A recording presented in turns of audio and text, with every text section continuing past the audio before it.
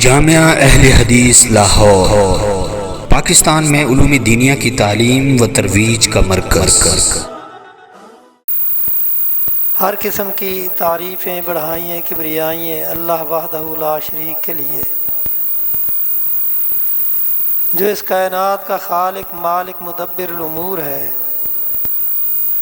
بے شمار اور ان گنت درود و سلام ہوں سید الکونین خاتم النبیین محمد الرسول اللہ صلی اللہ علیہ وسلم کی ذات گرامی پہ۔ اللہ تعالیٰ نے سورہ توبہ کی اس آیت میں ان لوگوں کا تذکرہ کیا ہے جنہوں نے رسول اللہ صلی اللہ علیہ وسلم کی دعوت کو سب سے پہلے قبول کیا۔ اللہ تعالیٰ نے ان کے لیے اپنی رضات کا اور ان کے لیے جنت کا اعلان کیا، اور ان صحابہ میں سے جنہوں نے ابتدائی طور پہ رسول اللہ صلی اللہ علیہ وسلم کی دعوت کو بغیر کسی حیل و حجت کے قبول کیا، ان میں حضرت علی رضی اللہ تعالی عنہ کا بھی نام آتا ہے کہ باوجود اس کے کہ آپ ابھی نابالغ تھے، بچے تھے، لیکن جب رسول اللہ صلی اللہ علیہ وسلم نے اپنی قوم کے سرکردہ لوگوں کو ایک دعوت پہ اکٹھا کیا اور وہاں انہیں اسلام کی دعوت دی اور ان سے مدد طلب کی، تو قوم میں سے آپ کی برادری، آپ کے قبیلے میں سے کسی نے آپ کو مثبت جواب نہیں دیا سوائے حضرت علی رضی اللہ تعالیٰ عنہ کے۔ وہ اس وقت کہتے ہیں کہ میں آپ کی ہر طرح کی مدد کروں گا، لیکن رسول اللہ صلی اللہ علیہ وسلم نے انہیں بٹھا دیا۔ دوسری مرتبہ اور تیسری مرتبہ پھر آپ نے اعلان کیا، لیکن آپ کی برادری اور آپ کی قوم میں سے سوائے حضرت علی کے کسی کو یہ توفیق نہ ہوئی کہ وہ یہ اعلان کرے کہ آپ اس دین کا کام کریں، دین کی دعوت دیں لوگوں کو، ہم آپ کی مدد کے لیے تیار ہیں۔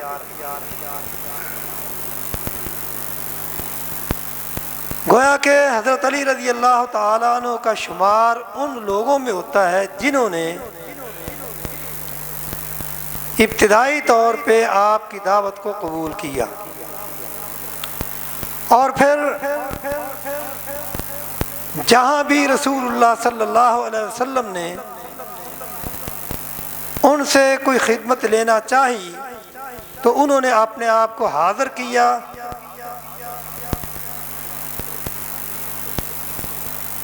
ذرا بھر بھی لیت و لال سے آپ نے کام نہیں لیا۔ اور یہی وجہ ہے کہ رسول اللہ صلی اللہ علیہ وسلم نے بھی ان کو اپنے زبانی جو اعزازات بخشے وہ بھی سنہری الفاظ سے لکھنے والے ہیں۔ آپ نے ان کے اسی جذبے کو دیکھتے ہوئے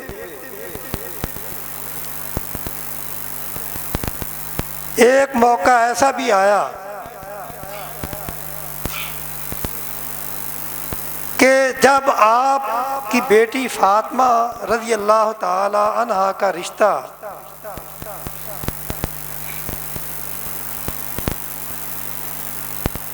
صحابہ میں سے سرکردہ لوگوں نے طلب کیا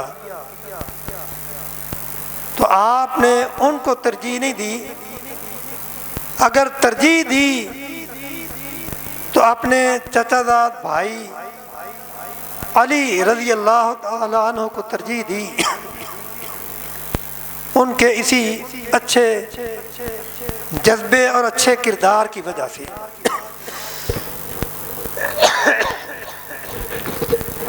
تو یہ اعزاز حضرت علی رضی اللہ تعالی عنہ کو حاصل ہے۔ اور پھر آپ نے ایسے موقع پہ بھی جو کہ آپ کی زندگی میں انتہائی کٹھن اور مشکل موقع تھا، وہ تھا ہجرت کا وقت۔ جب آپ نے ہجرت کرنے کا ارادہ کیا تو اس وقت آپ نے 2 آدمیوں کو اپنی مدد کے لیے، اپنے ساتھ کے لیے منتخب کیا۔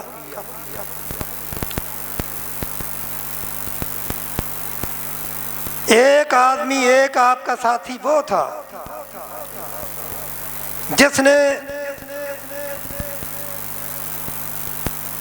ایمان لانے کے بعد اپنا سب کچھ اللہ کے رسول پہ قربان کیا، اور آپ ان کے بارے میں یہ کہا کرتے تھے کہ دنیا میں جس کسی کا بھی مجھ پر احسان ہے میں نے اس کا بدلہ چکا دیا ہے سوائے ابو بکر کے رضی اللہ تعالیٰ عنہ۔ ابو بکر رضی اللہ تعالیٰ عنہ کو آپ نے اپنے ہجرت کے سفر کے مصائب اور مشکلات کے لیے اپنے ساتھ رکھا،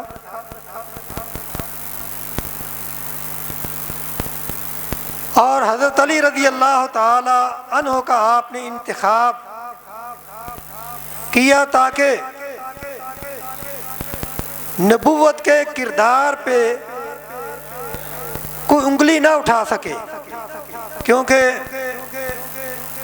باوجود اس کے کہ مشرکین مکہ آپ کے سخت مخالف تھے، لیکن آپ کی امانت اور دیانت کا ان کو اتنا یقین تھا کہ ان کے پاس رکھی گئی امانت وہ ضائع نہیں ہو سکتی۔ آپ نے حضرت علی رضی اللہ تعالیٰ عنہ کو ان کی امانتیں دیں اور انہیں بتا دیا کہ فلاں فلاں کی یہ امانت ہے اور یہ امانتیں ان کے سپرد کر کے تم نے مدینہ میں آنا ہے۔ تو گویا کہ ایک کو آپ نے سفر کی مشکلات کے لیے منتخب کیا اور ایک کو اپنے کردار کو محفوظ رکھنے کے لیے منتخب کیا، اور دونوں نے ہی اپنی وفا کا حق ادا کر دیا۔ ابو بکر رضی اللہ تعالیٰ عنہ نے بھی اپنی وفا کا حق ادا کیا، اور حضرت علی رضی اللہ تعالیٰ عنہ نے بھی اپنی وفا کا حق ادا کیا۔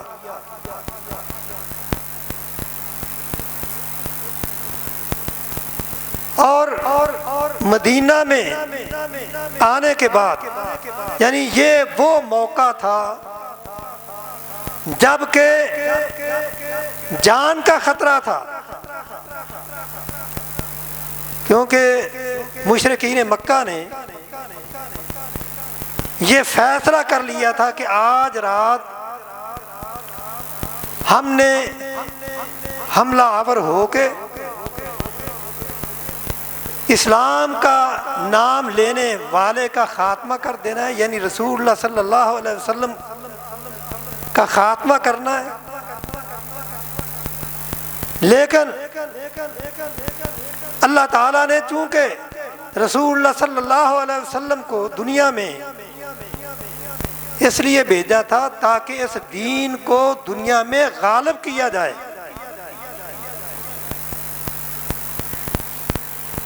اور انسان جو چاہے وہ نہیں ہوتا، ہوتا وہ ہے جو اللہ چاہتا ہے۔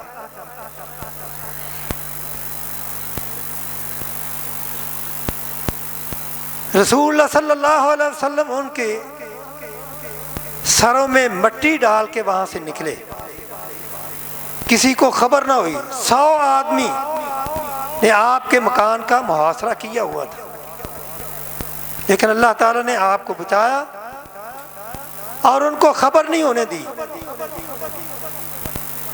حضرت علی رضی اللہ تعالیٰ عنہ نے اپنی جان کو خطرے میں ڈال کے رسول اللہ صلی اللہ علیہ وسلم کے بستر پہ سوئے رہے،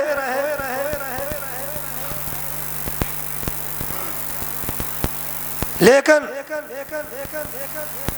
اللہ تعالیٰ نے ان کی بھی حفاظت کی، حضرت رسول اللہ صلی اللہ علیہ وسلم کی بھی حفاظت کی، کیونکہ اصل محافظ اللہ ہے۔ جب اللہ تعالیٰ کسی کو بچانا چاہتا ہے تو پھر کوئی کسی کو نقصان نہیں پہنچا سکتا۔ یہ واقعات اس لیے بیان کیے جاتے ہیں تاکہ ہمارا اللہ کی ذات پہ یقین ہو، بھروسہ ہو کہ دیکھو ان لوگوں نے کس طرح اللہ کی ذات پہ توکل کیا اور اللہ تعالیٰ نے کس طرح ان کی حفاظت کی کہ دشمن ان کا کچھ نہیں بگاڑ سکا۔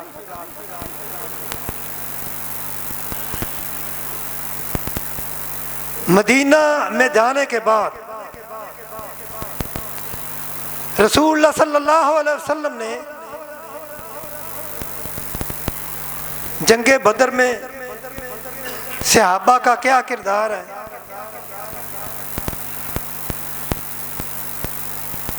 جنگ بدر کے بعد آپ نے اپنی چہیتی بیٹی کا نکاح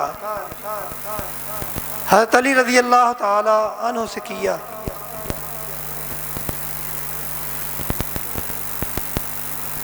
اور آپ اندازہ کریں کہ حضرت علی رضی اللہ تعالی عنہ کے پاس نہ رہنے کے لیے اپنا مکان تھا،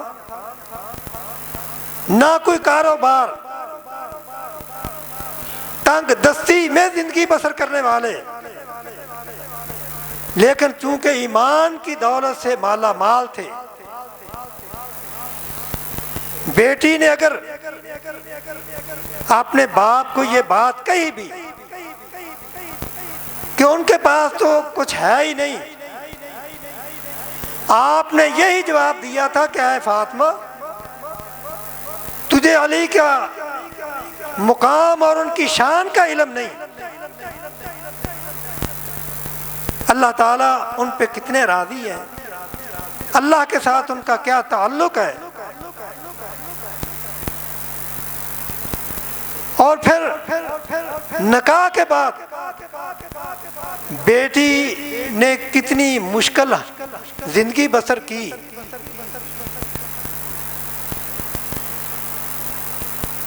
یہ آپ سنتے رہتے ہیں، لیکن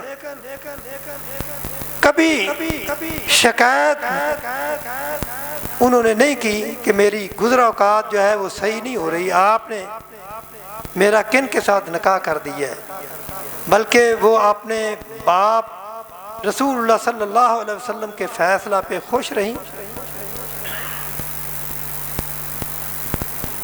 کیونکہ جب امانت ہوتی ہے، ایمان ہوتا ہے، دیانت ہوتی ہے، تو پھر اللہ تعالیٰ یہ ساری چیزیں، یعنی اس ایمان کے مقابلے میں دنیا کی کوئی حیثیت نہیں ہوتی۔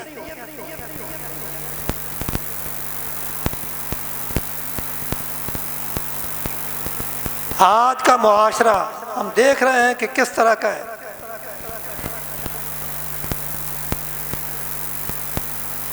یعنی گھروں میں خاوند بیوی میں جو اختلاف ہوتا ہے وہ کن وجوہات کی بنا پہ ہوتا ہے، لیکن یہ معاملہ اسی لیے ہوتا ہے کہ ہم نے نہ اپنے بچوں کی تربیت اسلام کے مطابق کی ہوتی ہے، نہ اپنی بچیوں کی تربیت اسلامی معاشرے کے مطابق کی ہوتی ہے۔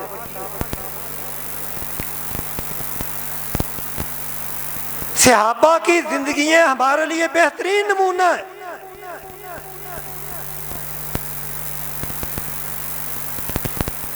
اور انہوں نے کس طرح مالی مشکلات کا مقابلہ کرتے ہوئے اپنے ایمان کو تازہ رکھا، اپنے ایمان کو زندہ رکھا۔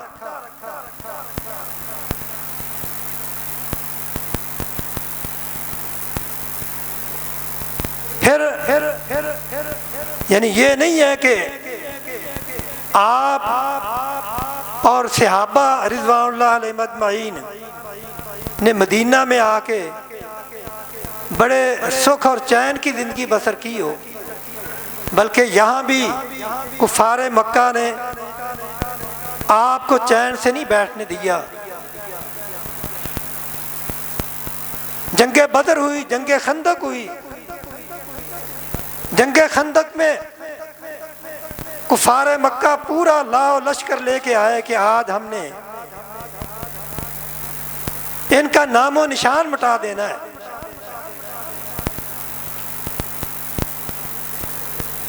اور اسی کا تذکرہ اللہ تعالیٰ نے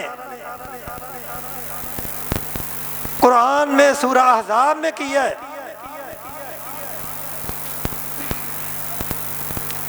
کہ ایک ایسا وقت بھی آیا جنگ خندق میں کہ اہل ایمان کفار کی فوج کو دیکھ کے وہ گھبرائے کہ اب ان سے بچاؤ کیسے ہوگا، لیکن کفار کا مقابلہ افرادی قوت سے نہیں ہوتا بلکہ اللہ کی مدد سے ہوتا ہے۔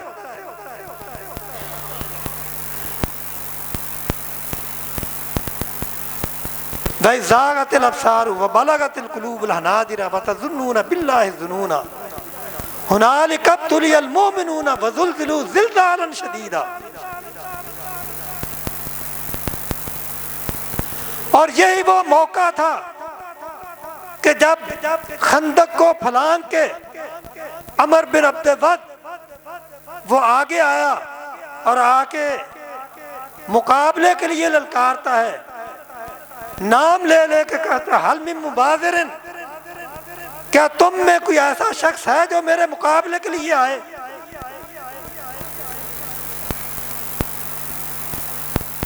تو ایسے موقع پہ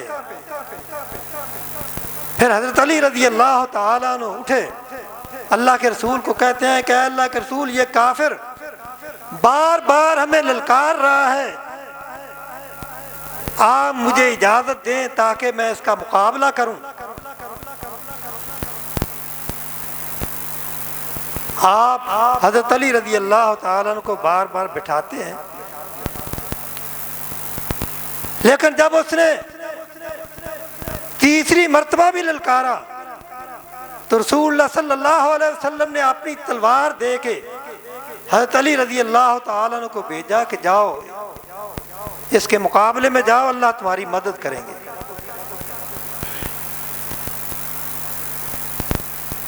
حضرت علی رضی اللہ تعالیٰ عنہ جب اس کے مقابلے میں گئے تو آپ جا کے کہتے ہیں کہ اے عمر، مجھے پتہ چلا ہے کہ تجھے اگر 3 باتیں کہی جائیں تو تینوں میں سے تو ایک پہ ضرور عمل کرتا ہے، ایک کو ضرور مان لیتا ہے۔ وہ کہنے لگا ہاں ایسی بات تو ہے۔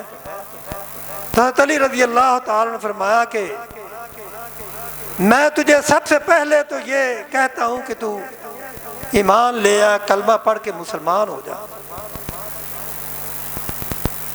وہ کہتا ہے یہ ناممکن ہے، ایسا نہیں ہو سکتا۔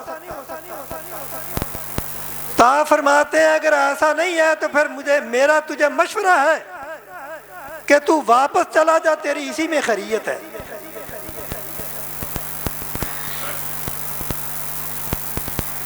وہ کہنے لگا کہ میں واپس بھی نہیں جا سکتا، کیونکہ اگر میں ایسے واپس چلا گیا تو ہم اپنی عورتوں کو ساتھ لے کے آئے ہیں، قریش کی عورتیں مجھے تانا دیں گی کتنا بہادر ہو کے ایک بچے کا مقابلہ نہیں کر سکا، واپس آ گیا۔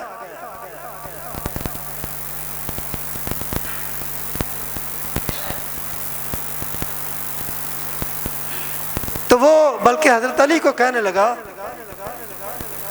آپ واپس چلے جائیں تاکہ میری عزت بھی رہ جائے۔ تو حضرت علی رضی اللہ تعالیٰ نے فرمایا کہ تجھے قریش کی عورتیں تانے دیں گی، اگر میں واپس ہوا تو مجھے جنت کی حوریں تانے دیں گی۔ اب واپسی نہیں ہے۔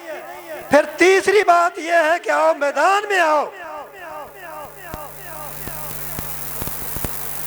اگر تو نے واپس نہیں جانا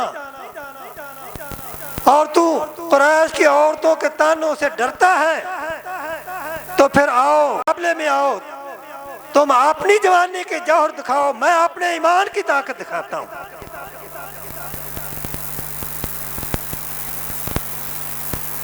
اور پھر یہ حدیث کے الفاظ ہیں کہ عمر بن عبد ود نے جب پہلا وار کیا، حضرت علی رضی اللہ تعالی نے اپنی ڈھال سے روکا، لیکن وہ اتنا شدید تھا کہ ڈھال کو کاٹتے ہوئے حضرت علی رضی اللہ تعالی عنہ کو زخمی کر گیا۔ اور جب انہوں نے جواب دیا تو ایک ہی ضرب میں اس کی زیریں بھی کٹ گئیں اور اس کی ڈھال بھی کٹ گئی، جسم کے دو ٹکڑے کر کے جہنم رسید کر دیا۔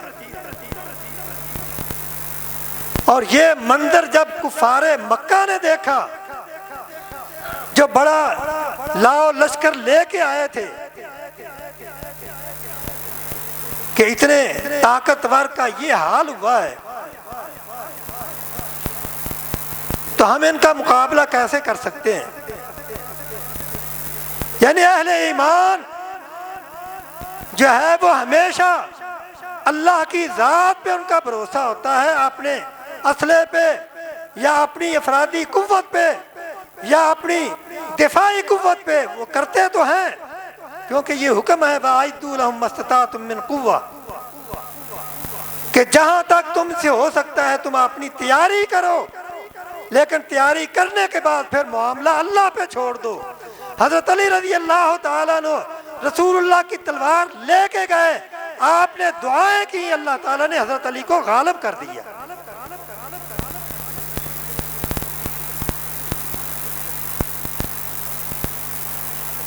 یعنی آپ اندازہ کریں کہ یہ لوگ اللہ کی ذات پہ کتنا بھروسہ رکھتے تھے، کتنا مضبوط ایمان تھا۔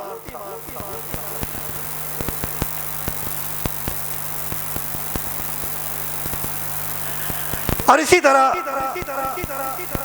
رسول اللہ صلی اللہ علیہ وسلم نے حضرت علی رضی اللہ تعالیٰ عنہ کو فرمایا کہ اے علی، تیرا مقام دنیا میں یہ ہے، بلکہ حضرت علی رضی اللہ تعالیٰ عنہ خود فرماتے ہیں والذی فالق الحبۃ وبرأ النسمۃ، قسم ہے مجھے اس ذات کی جس نے اس دانے کو پھاڑ کے درخت کو نکالا ہے، انگوری کو نکالا ہے، اور جس نے اس جان کو پیدا کیا ہے، انہ لاعہد النبی الامی الیہ، اللہ کے نبی نے میرے ساتھ یہ عہد کیا تھا۔ وہ عہد کیا تھا؟ اللہ یحبنی الا مومن ولا یبغضنی الا منافق۔ اے علی، تیرے ساتھ محبت کرنے والا مومن ہوگا، تیرے ساتھ بغض رکھنے والا منافق ہوگا۔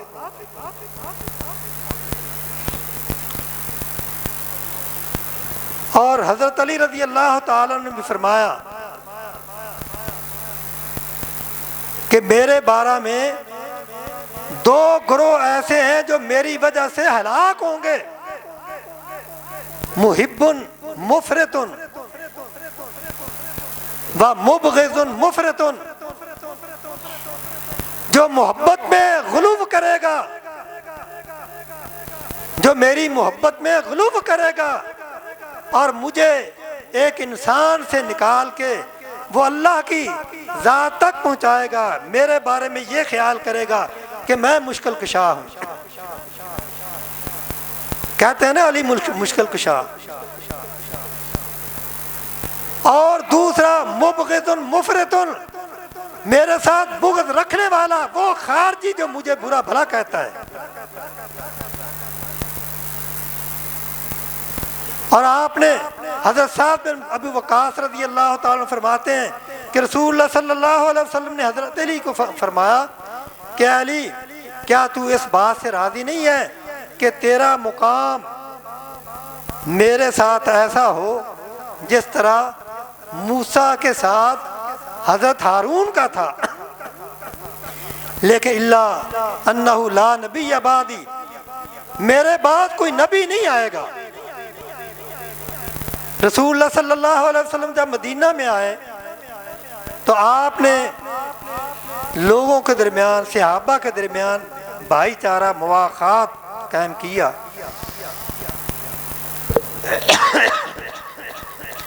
تو حضرت علی رضی اللہ تعالیٰ عنہ کا کسی کے ساتھ تعلق نہ قائم کیا تو آپ بڑے افسردہ ہوئے.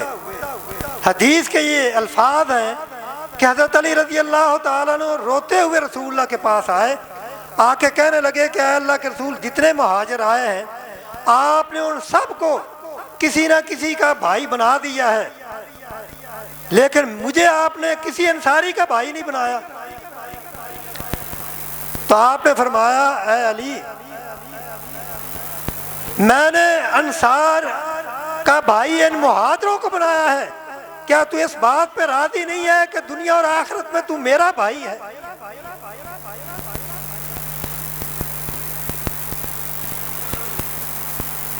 یعنی یہ مقام ہے حضرت علی رضی اللہ تعالی عنہ کا رسول اللہ کی نظر میں.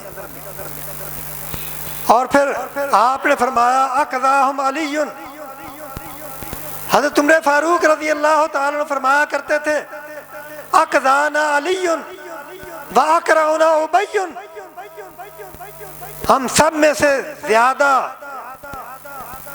فیصلے کرنے والے، یعنی جن کے اندر فیصلہ کرنے کی زیادہ اہلیت ہے، وہ حضرت علی رضی اللہ تعالیٰ عنہ ہے. اور جو قرآن کو سب سے اچھا پڑھتے ہیں وہ ابی بن کعب ہیں. اور یہی حضرت علی رضی اللہ تعالی عنہ کا فیصلہ تھا کہ جب کسی نے پوچھا، جب آپ بصرہ میں گئے، لوگ کہتے ہیں نا کہ علی کا حق جو خلافت کا وہ پہلا تھا. جب آپ بصرہ میں گئے تو ابن قوا اور قیس بن عبادہ یہ آپ سے پوچھتے ہیں کہ اے امیر المومنین، کیا رسول اللہ نے آپ سے یہ عہد کیا تھا کہ میرے بعد خلیفہ آپ ہوں گے؟ حضرت علی رضی اللہ تعالیٰ فرماتے ہیں کہ ایسی کوئی بات نہیں.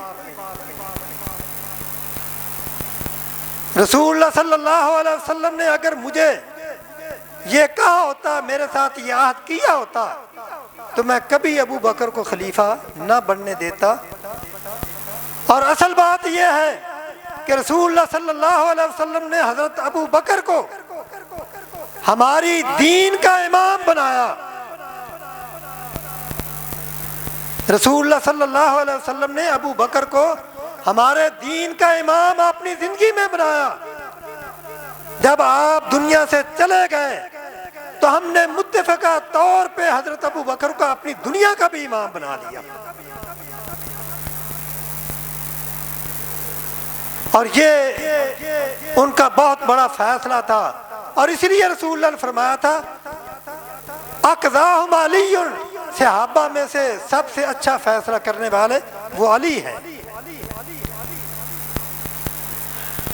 رضی اللہ تعالیٰ عنہ. یعنی حضرت علی رضی اللہ تعالیٰ عنہ کا چوتھا ہی نمبر تھا، کیونکہ اگر آپ پہلے خلیفہ بن جاتے تو پھر تینوں خلیفہ جو ہیں ان کا حق غصب ہوتا. حضرت علی رضی اللہ تعالیٰ عنہ تو سب سے بعد میں شہید ہوئے سن 40 میں. اگر یہ پہلے خلیفہ ہو جاتے تو ابو بکر کی باری بھی نہ آتی، عمر رضی اللہ تعالیٰ عنہ کی باری بھی نہ آتی، اور حضرت عثمان غنی کی باری بھی نہ آتی. تو یہ فیصلہ ان کا اللہ تعالیٰ نے مخفی رکھا اور ہوا اسی طرح جس طرح اللہ کا فیصلہ تھا. مقام حضرت علی کا رضی اللہ تعالیٰ عنہ کا بہت اونچا ہے. وہ رسول اللہ کے داماد بھی ہیں اور چوتھے خلیفہ بھی ہیں، اور آپ نے ان کے بارے میں یہ کہا تھا من کنت مولاہ فعلی مولاہ، جو میرا دوست ہے وہ علی کا بھی دوست ہے.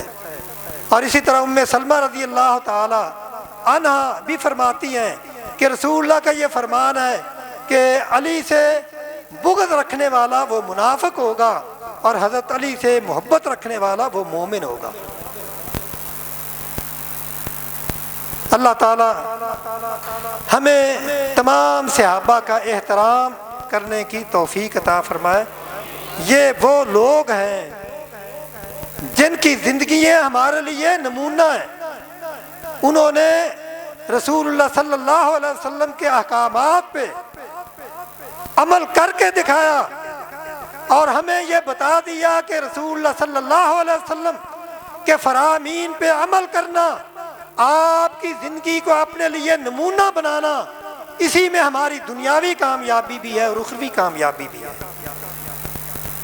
اور پھر حضرت علی رضی اللہ تعالیٰ عنہ نے جہاں مال خرچ کرنے کی ضرورت پڑی، باوجود اس کے کہ آپ خود ضرورت مند تھے، اگر بھوکا آیا تو آپ نے اپنا کھانا اسے دے دیا، یتیم آیا اسے دے دیا، مسکین آیا اسے دے دیا، قیدی آیا اسے دے دیا. اور اللہ تعالیٰ نے انہی الفاظ کا تذکرہ قرآن میں کیا ہے کہ وہ لوگ کتنے اچھے ہیں. وَيُطْعِمُونَ الطَّعَامَ عَلَىٰ حُبِّهِ مِسْكِينًا وَيَتِيمًا وَأَسِيرًا، جو اپنی ضرورت کے باوجود بھوکوں کو، یتیموں کو، مسکینوں کو کھانا دے دیتے ہیں. وَالَّذِينَ يُؤْثِرُونَ عَلَىٰ أَنفُسِهِمْ وَلَوْ كَانَ بِهِمْ خَصَاصَةٌ، جو اپنی ضرورت پہ دوسرے کی ضرورت کو ترجیح دیتے ہیں. یہ ان لوگوں نے عمل کر کے دکھایا. حضرت علی رضی اللہ تعالیٰ عنہ کا خاص طور پہ یہ تذکرہ ہے کہ مسکین آیا، یعنی ساری رات مزدوری کر کے وہ کما کے لائے، لیکن وہ یتیم آیا اس کو دے دیا، مسکین آیا اس کو دے دیا، قیدی آیا اس کو دے دیا، خود بھوکے رہ گئے. اللہ تعالی ہمیں ان کے نقش قدم پہ چلنے کی توفیق عطا فرمائے. وآخر دعوانا ان الحمدللہ رب العالمین.